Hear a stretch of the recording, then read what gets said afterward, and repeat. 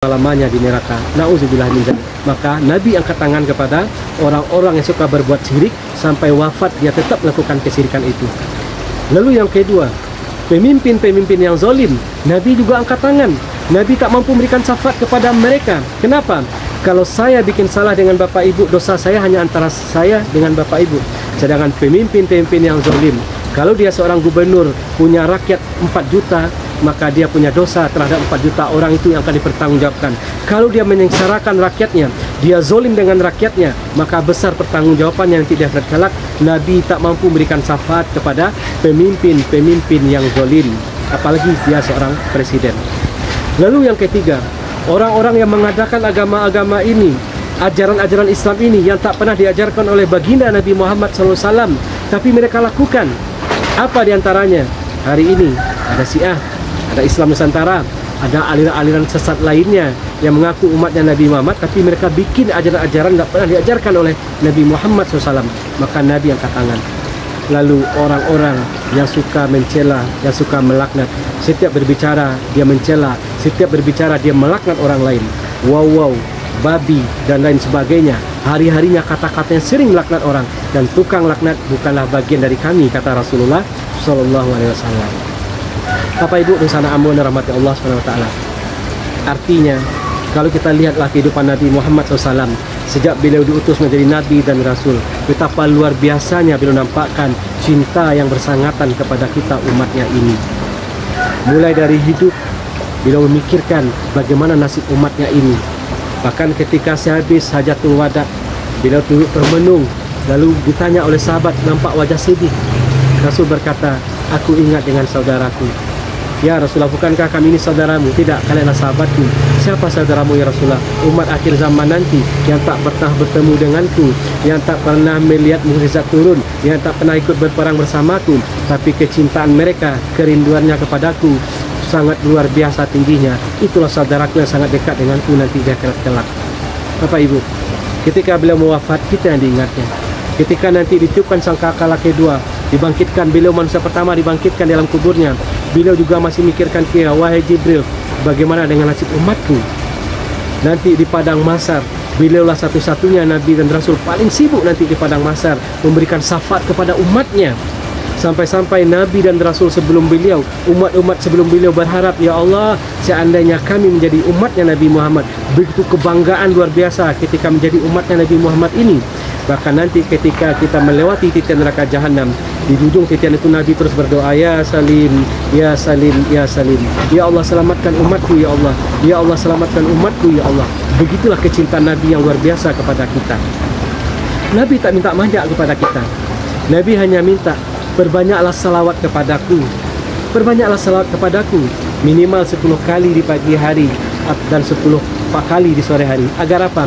Agar aku bisa mengenali kalian dan aku bisa memberikan syafaat terbaikku buat kalian nanti di akhirat kelak. Artinya, syafaat yang kita ucapkan ketika hidup di dunia ini setiap harinya adalah ID card-nya kita, tanda pengenalnya kita, agar Nabi bisa kenal dengan kita dan memberikan syafaat terbaiknya buat kita. Tapi sayang, umat akhir zaman ini banyak yang memperlakukan Nabi Muhammad SAW itu seperti Pak Pos. Dulu ketika tahun 90-an, kita kalau ngirim surat pakai jasa Pak Pos. Pak Pos datang ke rumah memberikan surat kepada kita. Kita ucapkan terima kasih Pak Pos. Lalu kita fokus kepada yang mengirim surat dan kepada isi surat. Lupa kepada jasa Pak Pos. Banyak umat Islam hari ini seperti itu. Mereka fokus beribadah kepada Allah, itu bagus. Mereka fokus menghafal Quran, belajar Al-Quran, itu bagus. Tapi sayangnya mereka lupa dengan jasa Nabi Muhammad SAW. Kenapa? Sedikit sekali salawat mereka kepada Nabi Muhammad SAW. Bahkan ada seorang ulama, seorang syekh, hafiz Quran, ahli hadis, ahli ibadah. Hari-hari beliau sering mimpi bertemu Nabi Muhammad SAW. Tapi subhanallah, setiap mimpi bertemu Nabi, Nabi selalu palingkan wajahnya, tak mau menatap wajahnya. Sampai ulama ini pun sedih menangis. Lalu dalam sholat tahajudnya, dia pun teringat, dia pun paham bahwa selama ini dia sedikit sekali salawatnya kepada Nabi Muhammad SAW. Maka semenjak itulah beliau berkomitmen, tiada satu hari pun yang berlalu setiap harinya pantang bagi beliau melewati satu hari berlalu kalau tidak salawat 1000 kali dalam sehari kepada Nabi Muhammad SAW. Akhirnya apa? Setiap beliau tidur, mimpi bertemu Nabi, Nabi selalu tersenyum kepadanya, menatapnya dengan penuh senyuman. Masya Allah, sangat indah kalau kita tidur bisa mimpi bertemu Nabi Muhammad SAW. Bapak Ibu dan sanak amu dirahmati Allah Subhanahu wa taala. Maka apa kata ulama kita? Bohong kita umat akhir zaman ini, umat Muhammad ini yang ngaku-ngaku cinta rindu pada Nabi, pengen dekat dengan Nabi di akhirat, tapi salawatnya ada ulama kita mengatakan kurang dari 300 dalam sehari. Bakal almarhum Syekh Ali Jaber, Habib Umar Al-Hafiz dan ulama-ulama besar lainnya, beliau mengatakan gak benar cinta rindu kamu kepada Nabi Muhammad kalau setiap hari kamu kurang salawatnya minimal 1000 kali dalam sehari. 1000 dalam kali itu bisa dicicil. Mungkin habis subuh 100, mungkin naik kendaraan 100, nanti lampu merah 100, nanti di BBM 100, lagi memasak 100, lagi santai-santai 100 sampai malam berlalu dia bisa menyelesaikan 1000 salawatnya. Subhanallah, begitu banyak keutamaan-keutamaan bagi orang yang bisa berselawat minimal 1000 kali dalam sehari. Kenapa? Hari ini kita di Padang ini, mohon maaf, agak payah mencari guru spiritual. Maka apa kata ulama kita? Cara cerdas umat akhir zaman ini untuk mendapatkan guru spiritual adalah banyak-banyaklah salawat kepada Nabi Muhammad SAW. Insya Allah beliau yang langsung akan menjadi guru spiritual kita, dan Allah yang akan membimbing kita. Setiap hari 1000 kali selawat, apa hikmahnya? Sekurang-kurangnya, sekecil apapun, akan ada nur Nabi Muhammad itu dalam diri kita. Akan ada nur Nabi Muhammad itu di rumah kita, akan bercahaya rumah kita. Akan ada nur Nabi Muhammad itu di mobil kita, kalau di atas mobil kita berselawat. Akan ada nur Nabi Muhammad di masakan kita, ketika kita bermasak sambil berselawat. Akan dimakan oleh anak kita, akan dimasak oleh suami kita. Subhanallah, maka perlahan orang yang banyak salawat kepada Nabi Muhammad SAW itu, akhlak Nabi Muhammad itu akan ada dalam diri mereka. Dan Allah telah mengatakan, aku telah titipkan kepada kekasihku Muhammad itu bagaimana cara beribadah kepadaku, bagaimana cara mentaatiku dan berakhlak seperti yang kuinginkan. Maka berbanyaklah salawat kepada Nabi Muhammad SAW. Terakhir sebagai penutup, apa keutamaan kalau kita banyak bersalawat kepada Nabi Muhammad SAW? Maka Ibnu Qayyim Al-Jauziyah rahimakumullah, beliau merangkum hadis-hadis Nabi Muhammad SAW tentang keutamaan salawat. Maka ada beberapa poin, ada 40 poin, 40 hadis yang beliau sampaikan. Kita coba bedah 7 saja. Pertama, ternyata salawat itu adalah kewajiban kita sebagai orang beriman. Gak benar iman kita kalau kita nak bersalawat kepada Nabi Muhammad SAW. Kenapa? Karena ternyata salawat itu perintah langsung dari Allah dan diwajibkan kepada kita. Karena satu-satunya ibadah yang Allah juga mencontohkan, Allah juga melakukan, para malaikat melakukan adalah salawat. Allah perintahkan kita solat, Allah perintahkan kita baca Quran, Allah perintahkan kita puasa, zakat, sedekah, haji, umroh. Allah nggak melakukan, tapi salawat Allah sendiri melakukan, malaikat melakukan. Innallaha wa malaikatahu yusholluna 'alan nabi ya ayyuhalladzina amanu shollu 'alaihi wa sallimu taslima. Sesungguhnya Allah dan malaikatnya senantiasa berselawat kepada Nabi Muhammad SAW. Lalu Allah perintahkan, hei orang-orang beriman, ucapkanlah salam penghormatan kepada nabimu dan ucapkanlah salawat kepadanya. Maka Bapak Ibu, dengan berselawat gugurlah kewajiban kita. Bedanya dengan sholat, sholat ditentukan waktunya, sedangkan salawat terserah. Mau duduk, mau dalam kendaraan, mau lagi bersantai-santai melihat pemandangan yang indah, teruslah berselawat. Dan inilah satu-satunya amalan yang 100% akan sampai kepada Allah, 100% akan sampai kepada baginda Nabi Muhammad SAW. Lalu yang kedua, keutamaan dari syafaat itu adalah dialah asbab sampainya doa kita kepada Allah Subhanahu wa taala. Menangis pun kita berurai air mata, kata ulama kita. Banyaknya kita istighfar sebelum berdoa, tapi tak kita akhiri doa kita dengan berselawat kepada kekasihnya, terkatung-katung doa tadi. Maka akhir doa kita dengan berselawat kepada kekasihnya. Sekurang-kurangnya wa sallallahu ala sayyidina Muhammad walhamdulillah. Maka sampai doa tersebut kepada Allah Subhanahu wa taala. Lalu yang ketiga, satu kali kita berselawat, Allah angkat 10 kali derajat kita. Yang keempatnya, satu kali kita berselawat, Allah hapus 10 keburukan dalam diri kita. Yang kelimanya, satu kali kita berselawat, Allah tambah 10 kebaikan dalam diri kita. Yang keenamnya, satu kali kita berselawat langsung disambut oleh malaikat, Allahumma gfir lahu. Dan kita nggak tahu berapa banyaknya malaikat yang berdoakan kita. Orang-orang yang senantiasa berselawat langsung disambut oleh malaikat, Allahumma gfir lahu, ampuni dia ya Allah, ampuni dia ya Allah. Dan nggak tahu berapa jumlah malaikat yang mendoakan kita. Maka hebat orang-orang yang ahli salawat itu. Lalu ada adab yang harus kita jaga ketika bersalawat seperti dijelaskan oleh ulama kita.